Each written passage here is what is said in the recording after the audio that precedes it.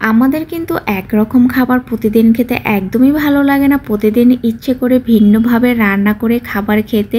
তাই আজকে আমি আপনাদের সাথে শেয়ার করছি মলা মাছের চচ্চড়ি। আর এইভাবে চচ্চড়ি রান্না করলে আপনারা অনায়াসে এক থালা ভাত খেয়ে নিতে পারেন। হ্যালো এভরিওয়ান, কেমন আছেন সবাই? আশা করি ভালো আছেন। আজকের রেসিপি হচ্ছে মলা মাছের চচ্চড়ি। তাহলে চলুন আমরা রেসিপিটা শুরু করি।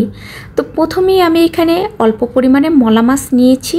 আপনারা চাইলে কিন্তু মলা মাছটা বাড়িয়ে এবং কমিয়েও নিতে পারেন। মলা মাছটাকে ধুয়ে আমি পরিষ্কার করে নিয়েছি। আর এখানে মলা মাছের সাথে রান্না করার জন্য কিছু পরিমাণ আমি মূলা, তারপর হচ্ছে আলু আর একটু ডাঁটা কুচি করে মিহিন করে কেটে নিয়েছি। আর সাথে হাফ কাপ পরিমাণে পেঁয়াজ কুচি। তো পেঁয়াজ কুচিটা একটু বেশি দিতে হয় চচ্চড়িতে, তাহলে টেস্টটা কিন্তু অনেক ভালো আসে। আর স্বাদ মতো আমি কাঁচা লঙ্কা ঝালটাও দিয়ে দিয়েছি এর মধ্যে। এখন পেঁয়াজ কুচি আর কাঁচা লঙ্কাগুলো আমি একটু ভেজে নেব। তো আপনারা চাইলে কিন্তু পেঁয়াজটাকে আরও একটু কমিয়েও দিতে পারেন, কিন্তু পেঁয়াজটা একটু বেশি দিলে চচ্চড়িটা খেতে ভালো লাগে। তো পেঁয়াজ কুচিটা কিন্তু আমার ভাজা অল্প অল্প করে হয়ে গেছে, বেশি একদমই ভাজা যাবে না, তাহলে পেঁয়াজের স্বাদটা কিন্তু ভালো লাগবে না খেতে।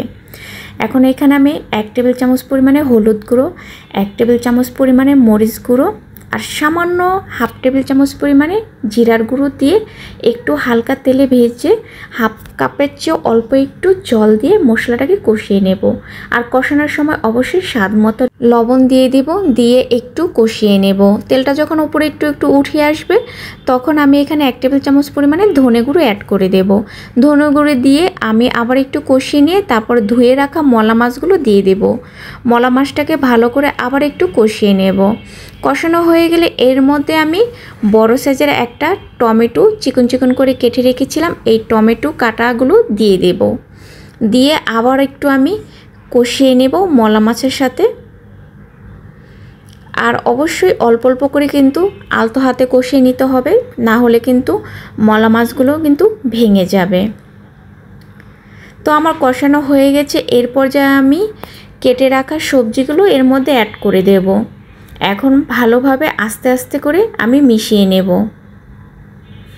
আর টমেটো দিয়ে বেশি পরিমাণে একদমই কষানো যাবে না, তাহলে কিন্তু টমেটোগুলো অনেকটাই গলে যাবে।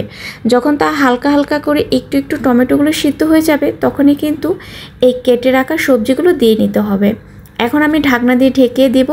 তো ঢাকনা খোলার পর দেখেছেন সবজিগুলো কিন্তু একদমই সিদ্ধ হয়ে কমে গেছে।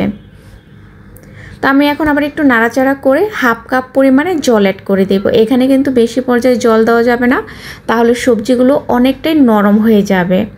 অল্প জল দিয়ে রান্না করে নিতে হবে, কারণ যখন আমি সবজিটা কষিয়েছি তখনই কিন্তু সবজিগুলো সব সিদ্ধ হয়ে গেছে।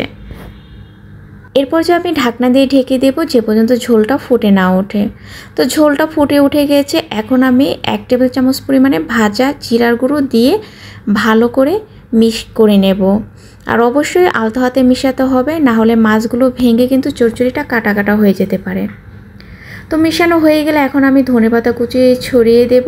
আর ছড়িয়ে দিয়ে আমি কিন্তু ঢাকনা দিয়ে ঢেকে দেব। অল্প কিছুক্ষণের জন্য ঢাকনা দিয়ে ঢেকে তারপরে মিডিয়াম লো হিটের মাঝামাঝি রেখে কিন্তু এটাকে রান্না করে নিতে হবে, না হলে কিন্তু একদম পুড়ে যাবে।